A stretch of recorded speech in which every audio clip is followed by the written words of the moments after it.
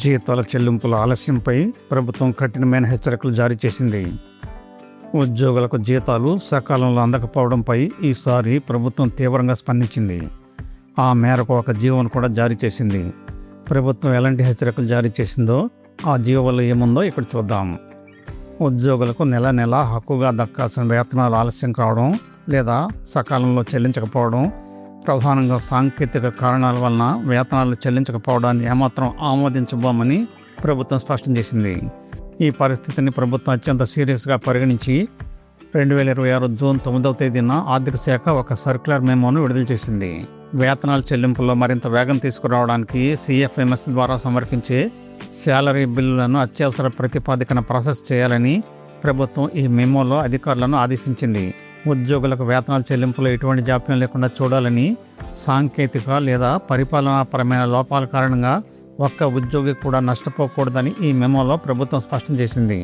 ప్రభుత్వం గతంలోనే 2026 ఫిబ్రవరి నెల జీతాల నుండి నిధి పేరోల్ విధానాన్ని అమలు చేయాలని స్పష్టమైన ఆదేశాలు జారీ చేసింది. అయినప్పటికీ కొన్ని శాఖల్లో నమోదు ప్రక్రియ పూర్తి కాకపోవడంతో జీతాల చెల్లింపుల ఆలస్యం కొనసాగుతున్నదని ప్రభుత్వం గుర్తించింది. అందుకే సీరియస్ అయిన ప్రభుత్వం ఈ సర్క్యులర్ మెమోను జారీ చేసింది. ఈ సర్క్యులర్లో ఆర్థిక శాఖ కార్యదర్శి వాడ్రే వినయ్ చంద్, ఏపీలోని అన్ని శాఖల ప్రభుత్వ ప్రత్యేక ప్రధాన కార్యదర్శులు, ముఖ్య కార్యదర్శులకు కీలక ఆదేశాలు జారీ చేశారు. ఈ మెమోలో జారీ చేసిన మరికొన్ని వివరాలు ఇలా ఉన్నాయి. ఉద్యోగులకు సకాలంలో వేతనాలు అందేలా చూడడంతో పాటు ప్రభుత్వ ఉద్యోగుల సమాచార వేదికైన నిధి పేరోల్ అప్లికేషన్లో ఉద్యోగుల వివరాలను, మరీ ముఖ్యంగా అన్ని కాంట్రాక్టు, పార్ట్ టైము, తాత్కాలిక ఉద్యోగుల వివరాలను నమోదు వేగవంతం చేయాలని స్పష్టం చేశారు. దాదాపు 3 నెలలుగా కొనసాగుతున్న ఈ జాప్యం కారణంగా కాంట్రాక్టు, పార్ట్ టైం ఉద్యోగులు తమకు రావాల్సిన వేతనాలను సకాలంలో పొందలేక తీవ్ర ఇబ్బందులు ఎదుర్కొంటున్నారని ప్రభుత్వం ఆందోళన వ్యక్తం చేసింది. 15 రోజుల్లోగా నిధి పోర్టల్ మైగ్రేషన్ పూర్తి చేయాలని కఠిన ఆదేశాలు జారీ చేసింది. తమ పరిధిలోని అన్ని సంస్థల్లో నిధి పేరోల్ అప్లికేషన్లో మైగ్రేషను, ఆన్బోర్డింగ్ ప్రక్రియను రాబోయే 2 వారాల్లోగా పూర్తి చేయాలని ఈ మెమోలో స్పష్టం చేశారు. ఏమైనా సమస్యలు ఎదురైతే వాటిని వెంటనే పరిష్కరించేందుకు ఆర్థిక శాఖకు ప్రతిపాదనలు పంపాలని సూచించారు. ప్రభుత్వం ఇప్పటికే పలుమార్లు ఆదేశాలు జారీ చేసినప్పటికీ కొన్ని శాఖలు ఇంకా ఈ ప్రక్రియను పూర్తి చేయలేదని ప్రభుత్వం గుర్తించింది.